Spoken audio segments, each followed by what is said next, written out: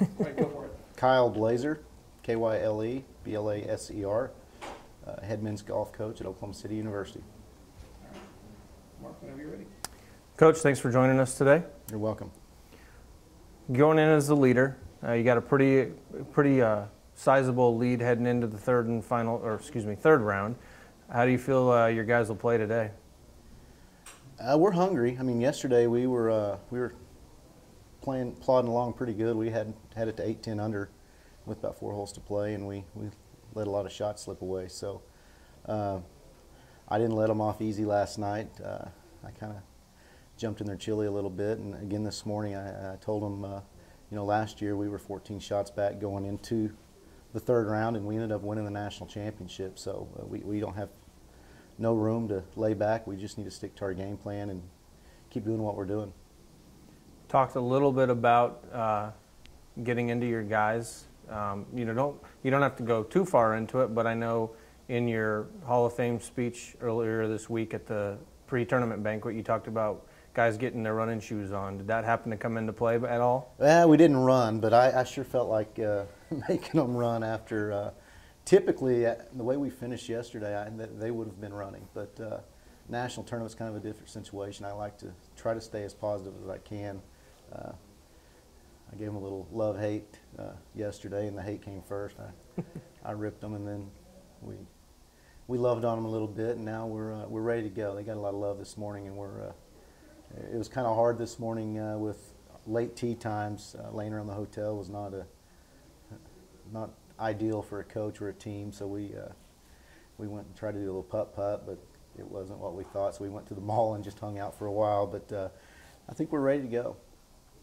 And you talked a little bit about your preparation today, going to the mall, trying to do a little putt-putt. Do you think that keeping the guys loose helps out a lot? Yeah, you've got to stay loose, and you've got to have the team bonding, and that's something that these 5 guys here, they're really, they're a band of brothers. We all get along, and we do anything for each other. So, and I think that's very important at the national tournament. So, we did our little team walk around the mall, and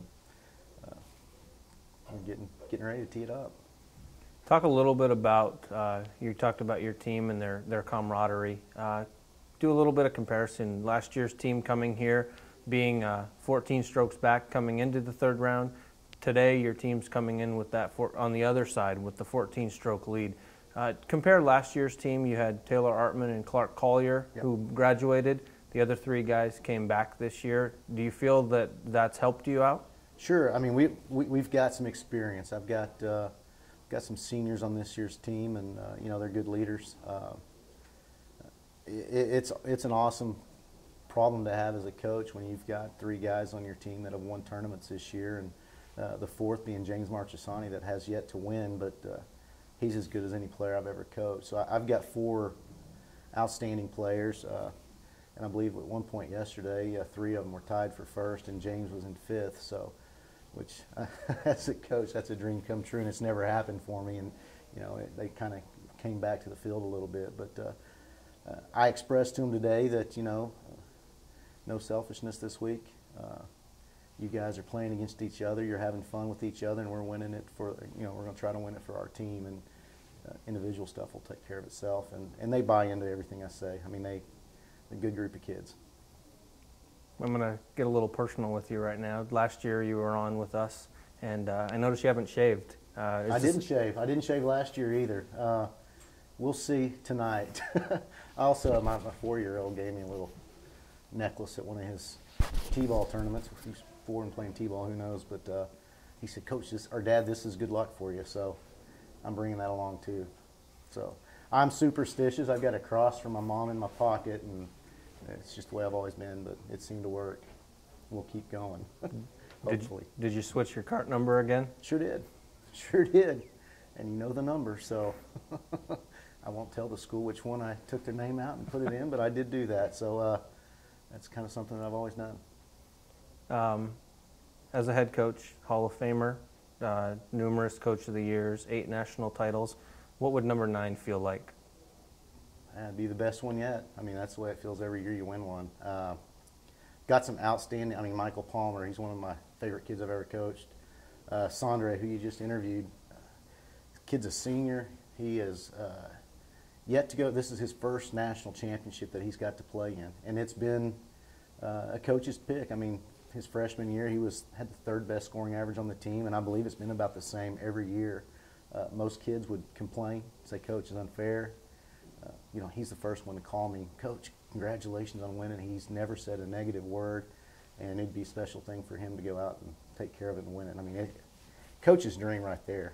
I've never had a kid that's not complained about anything, been appreciative of everything, and I hope for the best for Sondre.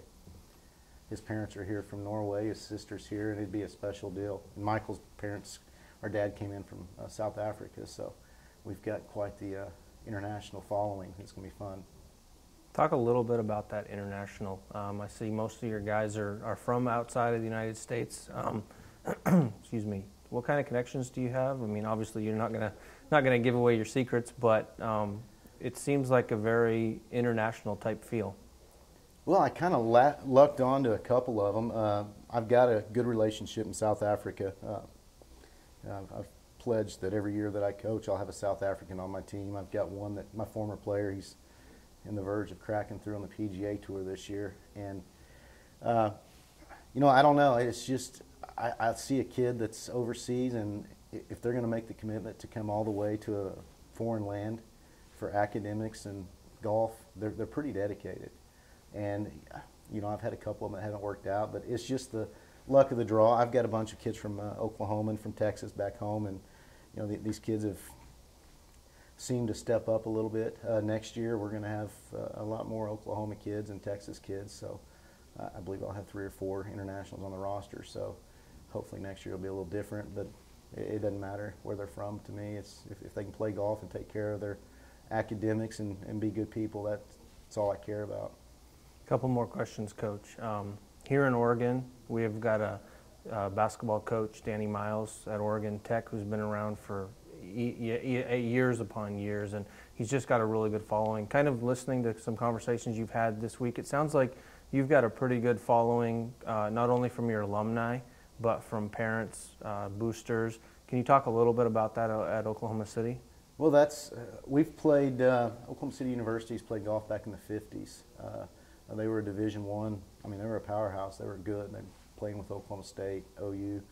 A lot of the alums still take pride in what Oklahoma City University's reputation's about. And, you know, it's such a family atmosphere with what we do in our golf program. I mean, I have kids over for Super Bowl parties and whatever. I mean, the kids, my house is their house, and that's the way I want it to be.